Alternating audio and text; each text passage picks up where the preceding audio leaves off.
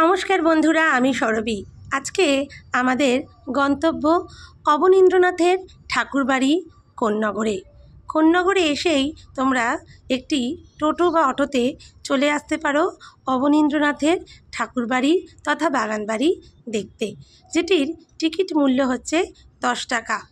আর এটি সকাল 10টা থেকে বিকেল 5টা অবধি খোলা থাকে, গরমকালে 6টা অবধি খোলা থাকে। এখানে আসলে তোমরা এক টুকরো শান্তিনিকেতন খুঁজে পাবে। 13 বিঘা জায়গা জুড়ে এই বাগানবাড়ি, বিশাল বাগানবাড়ি। আর পাশেই রয়েছে মা গঙ্গা। মা গঙ্গা এই বাগানবাড়ির একদম পাশ দিয়েই বয়ে গেছে। আর এই বাগানবাড়িতে আসলে তোমরা তোমাদের একটা সুন্দর দিন কাটিয়ে যেতে পারো এবং সাক্ষী থেকে যেতে পারো ইতিহাসের নানান ঘটনার।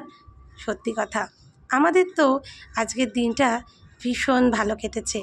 আমরা ফেরি করে ফেরিঘাটে পৌঁছে চলে গেছিলাম এখান দিয়ে 7 টাকা দিয়ে গঙ্গাঘাট পার হয়ে কোন্নগর। আমরা পানিঘাটিতে গেছিলাম।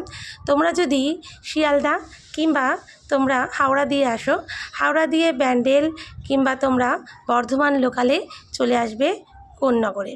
কোন্নগরে এসেই তোমরা পৌঁছে যাও 10 টাকা দিয়ে টোটো বা অটো ভাড়া করে অবনীন্দ্রনাথের ঠাকুরবাড়ি দেখতে। দেখো, ভেতরে ঢোকার সময় কি সুন্দর ফুলের সমাহার। এখন এই বাগানবাড়িটি হেরিটেজ তকমা পেয়েছে 2007-এ। আর 2020 সালে 3রা মার্চ কোন্নগর পুরসভা এটাকে পুনরায় সংস্কার করে সর্বসাধারণের জন্য খুলে দিয়েছে। এই বাগানবাড়িতে আসলে তোমরা খুব সুন্দর একটা দিন কাটাতে পারবে। আর এখানে বাচ্চাদের জন্য স্লিপ, দোলনা, ঢেকি আরও অনেকগুলো জিনিস আছে, যেগুলো বাচ্চারা এখানে আসলে তাদেরও মনটা ভালো হয়ে যাবে। কারণ তারা তো শিশু মন, তাদের এগুলো দেখলে সত্যিই ভালো লাগবে, কারণ তারা এগুলো চড়তে ভালোবাসে। তো আমার সোনা বাবাও এগুলো চড়েছে, তার সাথে সাথে আমিও এত সুন্দর মনোরম পরিবেশে দোলনায় দোল খেয়েছি। চলো তাহলে এবার বাগানবাড়িটা তোমাদেরকে ঘুরে দেখাই। এক ইতিহাসের সাক্ষী হলাম।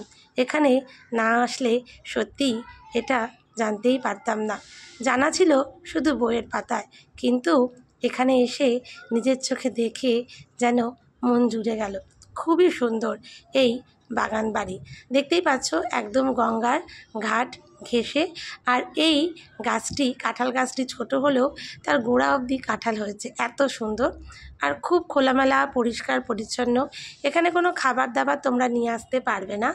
আর এই সেই বাড়ি। অবনীন্দ্রনাথের জন্ম জোড়াসাঁকোর ঠাকুরবাড়িতে হলেও শৈশবের অনেকটা সময় এইখানে কেটেছে। অবনীন্দ্রনাথের বাবা গুণেন্দ্রনাথ ঠাকুর 1870 খ্রিস্টাব্দে এই বাগানবাড়ি নির্মাণ করেছিলেন। তারপরে শৈশবের অনেকটা সময় এখানেই অবনীন্দ্রনাথ আসতেন এবং তার চিত্রকলার নিদর্শন এবং পাঠ এখান থেকেই শুরু হয়।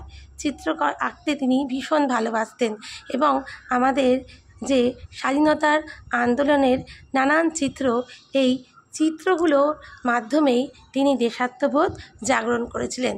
সেই চিত্রগুলির মধ্যে ভারত মাতার চিত্রটি একটি অনস্বীকার্য ভূমিকা পালন করেছিল। চলো তাহলে এরপরে এই বাড়ির অন্দরমহল থেকে তোমাদেরকে ঘুরিয়ে আনি। অন্দরমহলটিও খুব সুন্দর এবং এখন এটি সংস্কারের পরে আরও সুন্দর হয়ে গেছে এবং খুব সুন্দর মেনটেন করা। এবং ভেতরে গেলে অবনীন্দ্রনাথের অনেক চিত্রকলা তোমরা এতে দেখতে পারবে। এবং অবনীন্দ্রনাথ ছিলেন একদিকে চিত্রশিল্পী একজন মানুষ, আর একদিকে তিনি ছিলেন লেখক এবং শিশু সাহিত্য সম্রাট। তো আমরা এখানে এসে আমি আমার ছেলেকে নিয়ে গেছিলাম, মাকে নিয়ে গেছিলাম। আমাদের ভীষণ ভালো লেগেছে। এক টুকরো শান্তিনিকেতন যদি খুঁজতে চাও তাহলে এখানেই চলে আসো, তোমাদের খুব ভালো লাগবে। আমি আমার এই ফোনের মাধ্যমে যতটুকু তুলে ধরলাম, ততটুকু তুলে ধরতে পারছি, ততটুকু তুলে ধরলাম। তো আজকে আমার এই ভিডিও তোমাদের কেমন লাগলো অবশ্যই জানিও। আর পারলে একটা দিন কাটিয়ে এসো খুব